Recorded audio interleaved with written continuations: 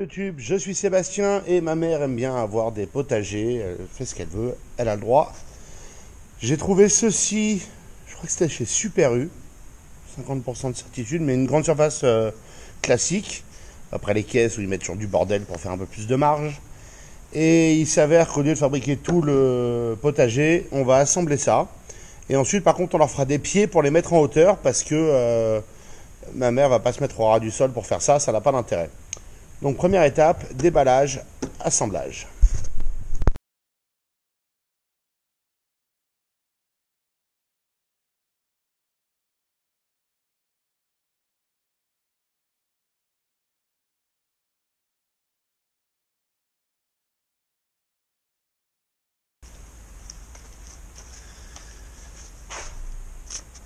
Il n'y a pas de fond. C'est un cadre.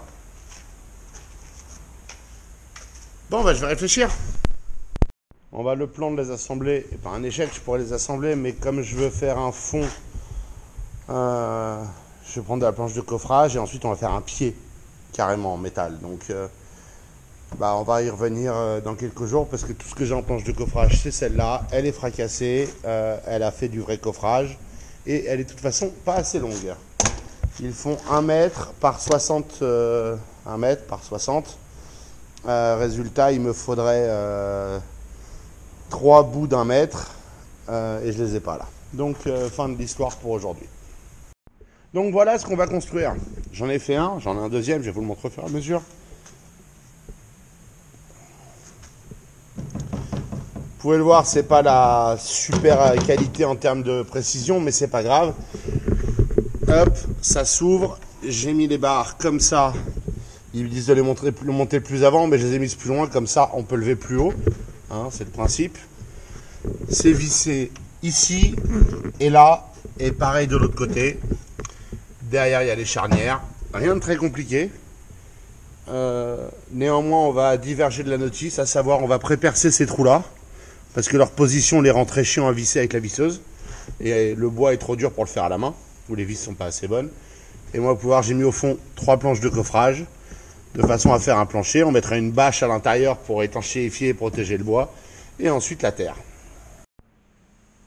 Premier piège à éviter. Sur l'avant comme sur l'arrière, l'une des tranches est biseautée. Donc les biseaux vont sur le dessus, puisque c'est pour la pente des ouvrants. Donc voilà, ça c'est le premier piège. Les vis sont accrochées là. Je vais les déballer.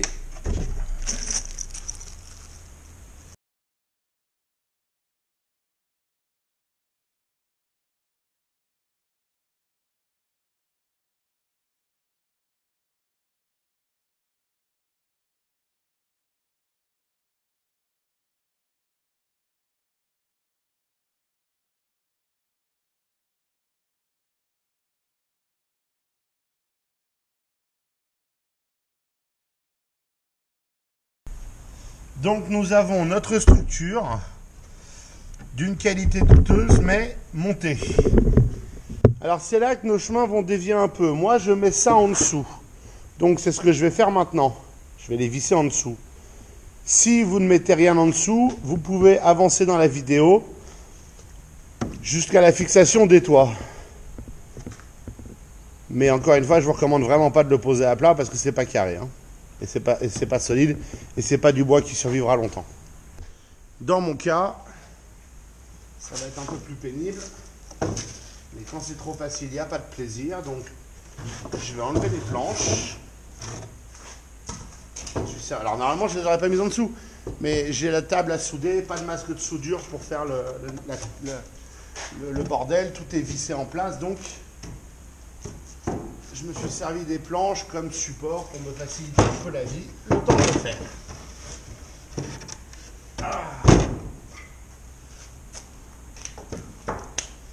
Maintenant, on va retourner ça. Hop. Voilà. Je vais le poser légèrement en biais parce que c'est plus simple comme ça. On va prendre une planche. Choisir comment on la met. Comme ça, c'est bien. Hop. Je vais l'ajuster au fond et au côté. Ah non, je vais le regarder pour le mettre un peu carré d'abord. Donc l'équerre, ça suffira. Dans un coin. C'est pas ça que c'est pas carré. Là, c'est mieux. Là, c'est à peu près carré.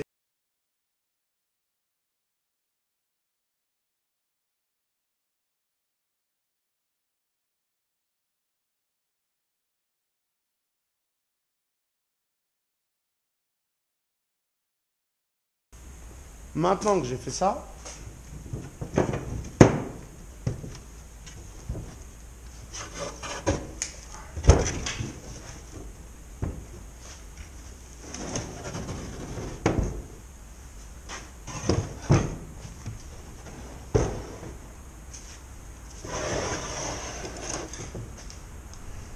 en route pour la partie suivante qui est, avec beaucoup de charme, la fixation des charnières.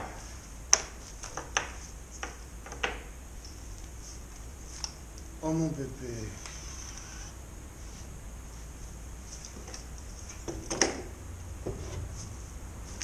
Donc, première étape, il faut resserrer ces vis des gonds qui ne sont pas du tout assez serrés. C'est vraiment pas terrible, mais c'est livré comme ça. Alors, si on ne les resserre pas, l'avantage, c'est que ça tient à plat puisqu'il y a zéro rigidité dans le machin. Mais enfin, c'est quand même un peu sommaire.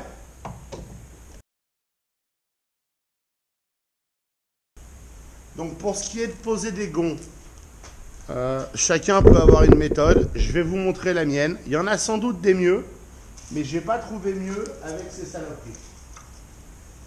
Donc, je vais commencer par fixer les gonds sur la partie ouvrante. Et ensuite, on va la retourner pour le mettre sur la partie rigide. Donc, je vais prendre ça et ça. Non pas que ce soit très important, mais quitte à le faire, autant le faire bien. On va marquer un trait à 5 cm du bord, comme un point d'alignement. Donc, je plie les gonds entièrement à l'extérieur comme ça, donc avec l'arrondi qui dépasse. L'objectif, c'est de le poser comme ça sur le volet, aussi ouvert que possible. C'est un choix personnel, hein. Vous pouvez le faire à votre manière si vous voulez. Encore une fois, je n'essaie pas de vendre ma méthode. J'ai juste mes habitudes.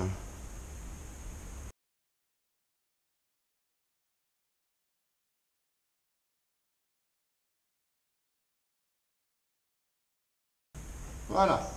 On a maintenant nos trucs qui sont prêts à poser. On ne va pas les poser tout de suite parce que je viens de me souvenir de la prochaine galère et je vais elle aussi vous la simplifier. Sont livrés avec ces deux barres pour faire levage, hein. Donc moi je vais les pré-percer parce qu'il y en a une qui s'est un peu fendue hier quand j'ai vissé à travers. Et la méthode, c'est que celle qui va de ce côté-ci, vous voulez qu'elle ne dépasse pas du niveau de la poutre haute du côté. Donc il ne faut pas la percer en son milieu parce que ça la centrerait comme ça, mal mise. Là, vous devriez vraiment le voir, je pense. Donc il faut la percer un peu décalée et je la mets à 1 cm du bord pour qu'elle puisse pivoter sans toucher. Ce qui me permet d'avoir la meilleure élévation des toits quand je les maintiens ouverts. C'est une subtilité, c'est pas très important, mais quitte à le faire, autant le faire jusqu'au bout. Donc, je vais le percer ici, à peu près, oui. Voilà.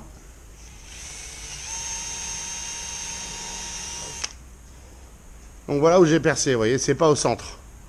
Ça a 1,5 cm du bord et 1 cm et un chouille d'en haut, ce qui me permet de la fixer bien et qu'elle pivote avec le maximum de levier.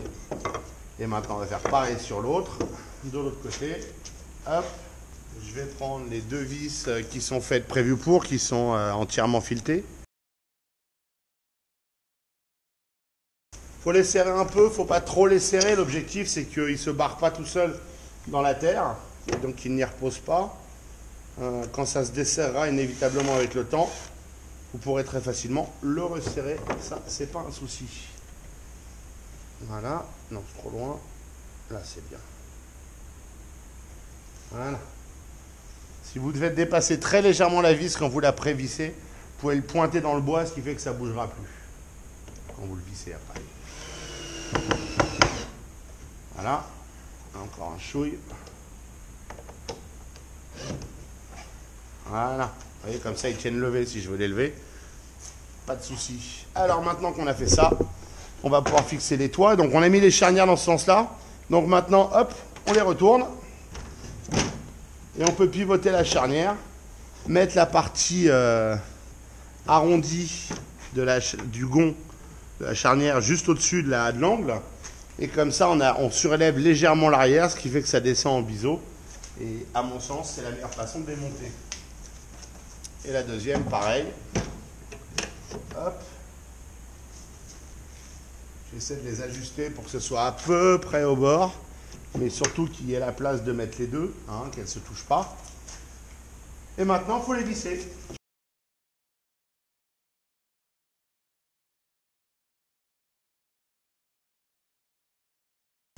toute façon, c'est vraiment pas terrible. Je pense que eux, à terme, seront remplacés par une plaque de plexi. Même pas besoin du cadre, hein, on peut visser à travers le plexi. Et un seul morceau de plexi. Pour l'instant, on va laisser ça. Je pense qu'il y a un film de protection dessus, mais j'en suis pas certain. Je crois que c'est surtout de la merde. Parce que la notice n'y fait pas du tout référence et ne montre pas des vitres transparentes. Donc à mon avis, c'est fait exprès comme ça. Après, peut-être que c'est un truc spécial pour mieux jardiner. Je n'en sais rien. Moi, le jardinage, voilà quoi. Hein, on va pas se mentir. Si c'est pas madame ou ma mère qui me le demande, et là en l'occurrence c'est ma mère, je ne vais jamais m'intéresser à des potagers comme ça. Des grands potagers comme a fait Jerry Rig Everything chez lui. C'est une grosse chaîne YouTube si vous ne la connaissez pas. Et surtout si vous connaissez quelqu'un d'handicapé, c'est très intéressant. Gros respect pour lui. Mais donc les gros potagers comme lui a fait, peut-être que ça me tenterait parce que je trouve ça amusant. Mais ça là, pas mon truc.